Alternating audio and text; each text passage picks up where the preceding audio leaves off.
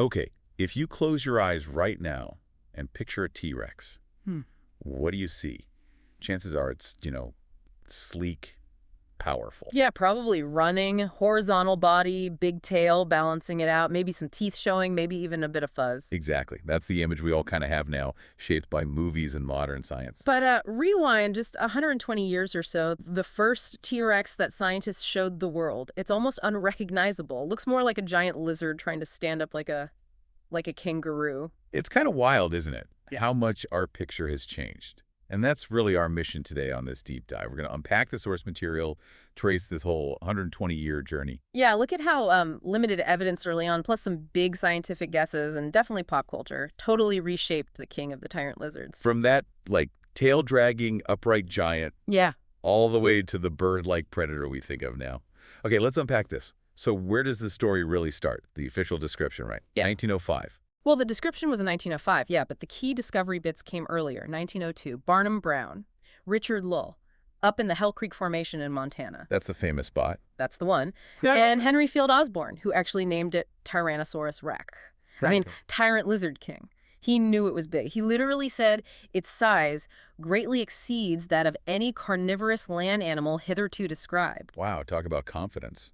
Especially when you think about what they actually had. Exactly. It was, maybe 10% complete, a bit of lower jaw, a femur, pubic bone, some vertebrae. Not a lot to go on to build this, giant king. That sounds incredibly difficult. Oh, it was a huge challenge, which makes that very first official illustration by William D. Matthews in 1905 so revealing. Because they didn't have the whole picture, they kind of defaulted to this, what they called the tripodal stance. Tripodal, okay, that's the kangaroo look you mentioned. Standing upright. That's it. Legs apart, body upright, and leaning back on that massive tail like it's a third leg. But why? Why assume the tail dragged like that? Well, look at the size of it, right? The thinking was it must be too heavy to hold up off the ground. So logically, it had to drag, had to provide support, made the whole animal stand almost vertical, like someone in a, slightly awkward dinosaur suit. Resting on the legs and the tail tip.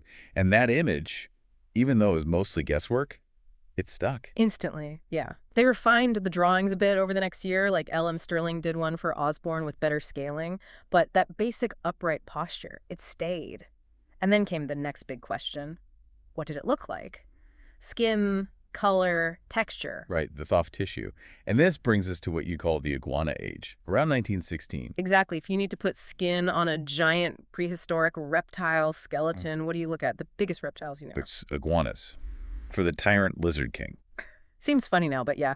Charles Knight, the absolute legend of paleoart, painted this incredible full T-Rex in 1916, and you can totally see the iguana blueprint. It's green, it's got these big, distinct scales on the cheeks, stripy tail, even scaly lips. Wow, and that painting was influential.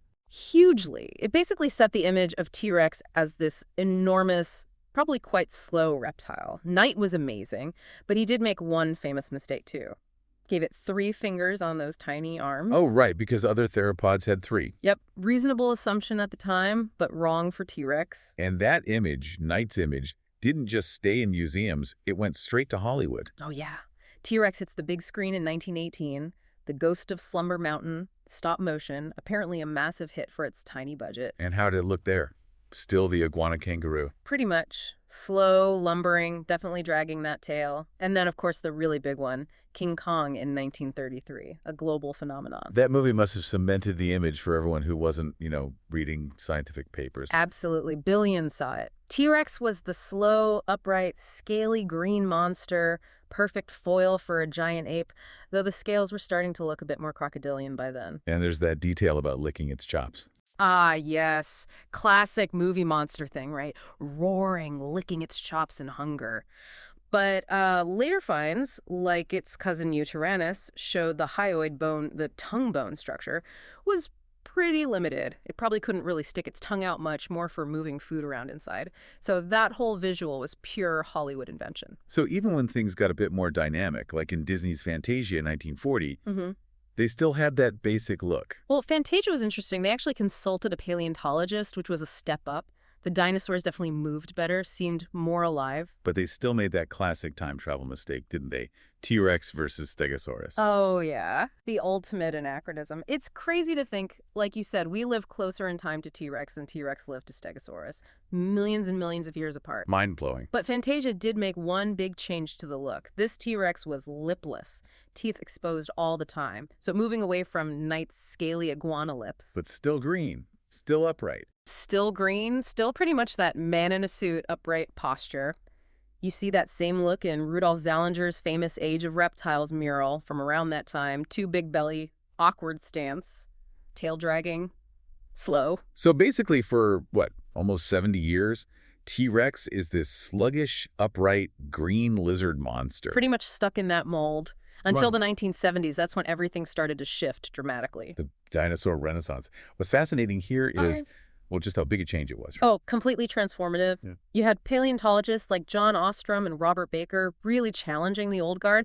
They were looking at the bones and saying, hang on, these don't look like slow, cold-blooded lizards. They proposed they were smarter.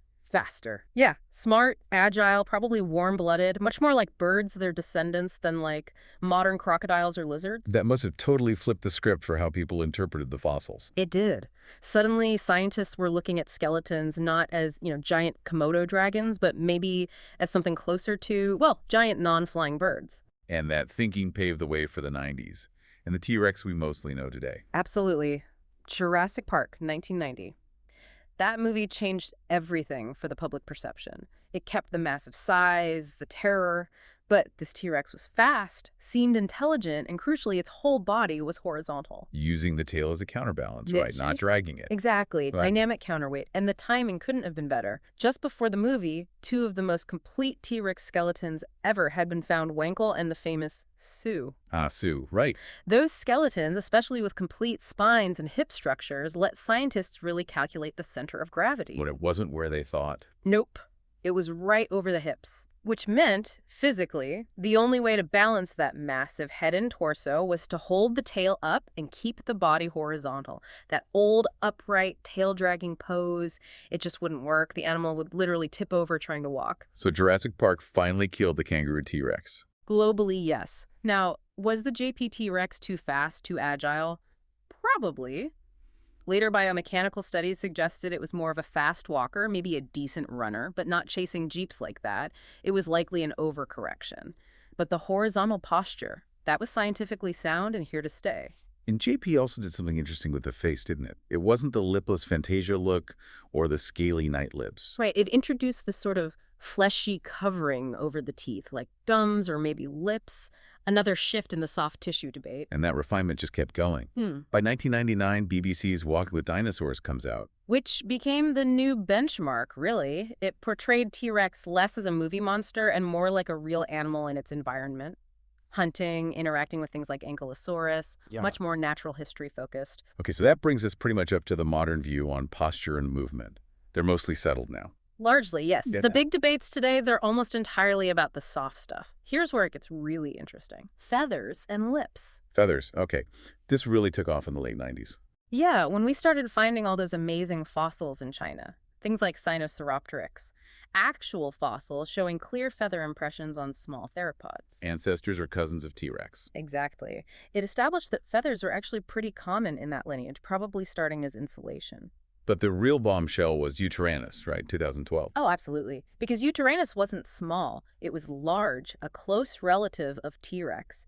And it was covered in these simple, sort of shaggy, emu-like feathers. So if a big relative had feathers, T-Rex probably did too. Yeah. At least maybe when it was young. That became a very strong argument, yeah. Maybe fuzz all over when young for warmth. Maybe retaining some patches as adults. But it's not totally settled, is it? Yeah. Because we also have skin impressions. Correct. We have found fossilized skin patches from T-Rex itself, and they show scales, small bumpy scales.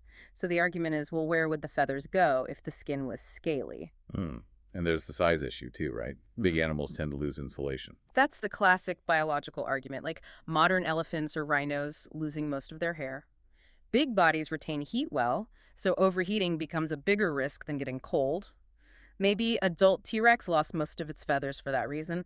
The jury is still kind of out on how much feathering, if any, an adult had. Okay, so feathers are still a maybe, but lips. We got closure on lips, finally, just recently. We did. A big paper came out in 2023, and the conclusion was pretty clear. T-Rex almost certainly had lips or some kind of fleshy tissue covering its teeth. Not the exposed crocodilian look. Probably not, no. The reasoning is pretty solid biology. Tooth enamel, the hard outer layer, it actually degrades pretty quickly if it's constantly exposed to air. It dries out and weakens. Oh, which is why crocodiles, with their exposed teeth, lose and replace them all the time. Exactly. T-Rex, like us, like most land animals with durable teeth, probably needed saliva to constantly bathe the teeth, keep the enamel healthy, and for that, you need to seal the mouth. So some kind of lip structure is really the only explanation that fits. That makes sense. So no more perpetually snarling T-Rex. Scientifically speaking, probably not. The mouth was likely sealed most of the time. So if you look at the very latest reconstructions now, Huh. say in BBC's Prehistoric Planet 2, what are we seeing? You're seeing the culmination of all this. The posture is horizontal, perfectly balanced. The mouth is sealed, no exposed teeth. And for the skin, they often go for a kind of compromise, maybe not full complex feathers, but like a subtle fuzz, simple downy filaments, sometimes called pycnofibers. It acknowledges the Yutyrannus evidence without ignoring the scale impressions. It looks like a real animal, not just a monster. Even reconstructions of specific skeletons, like Black Beauty from Canada, are sometimes shown without feathers, which is still seen as scientifically acceptable given the uncertainty. Right. There's still room for interpretation based on the current evidence. It's just incredible. From that stiff, upright, green iguana thing to this sophisticated, balanced, potentially fuzzy, lipped predator. It's such a powerful example of how science works, constant refinement, correction, based on new, often limited, but crucial evidence. If we connect this to the bigger picture, T-Rex is probably the most famous dinosaur on the planet. Everyone knows its name. Everyone. Yet these details, like feathers versus scales, they're still being actively figured out, debated. It shows science isn't static, it's this ongoing process of discovery. Our understanding, even of the icons, is always evolving. Which brings us to a final thought, something for you to maybe chew on. We mentioned that large modern mammals, like elephants, tend to shed thick coats to avoid overheating. Right, the bigger you are, the harder it is to cool down. Probably the Tyrannosaurus. It was big, a large tyrannosaur, and it was feathered, likely for insulation. That seems to contradict the elephant example. So dinosaurs maybe handled heat differently than mammals? Possibly. We know their metabolism and physiology weren't identical to modern mammals. So here's the question. What does a large feathered predator like Yutyrannus tell us? Does it force us to rethink our basic assumptions about thermoregulation in giant animals? Go explore what those differences in dinosaur biology might imply for how the truly massive creatures of the Cretaceous managed to live and thrive.